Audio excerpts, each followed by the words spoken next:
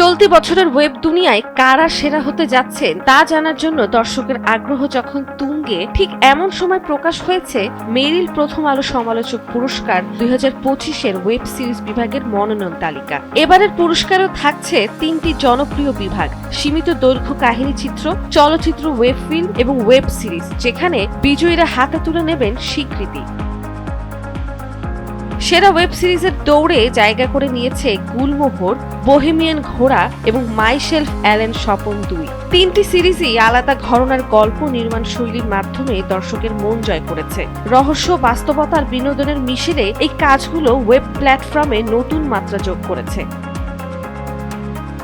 পরিচালনা বিভাগেও রয়েছে শক্ত প্রতিদ্বন্দ্বিতা। অমিতাভ রেজা চৌধুরী তার বোহেমিয়ান ঘোড়া দিয়ে, তিহাব শাহিন মাই শেলফ অ্যালেন স্বপন 2 দিয়ে এবং সৈয়দ আহমেদ শাওকি গুলমোহর দিয়ে নিজেদের মুনশিয়ানা দেখিয়েছেন। তাদের ভিন্নধর্মী উপস্থাপনায় বিভাগকে আরও প্রতিদ্বন্দ্বিতাপূর্ণ করে তুলেছে।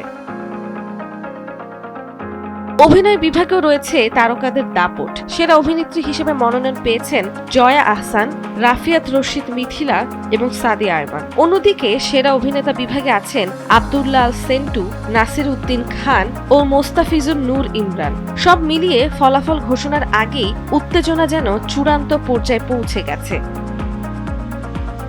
নন্দিনী আহসান, সময়ের আলো।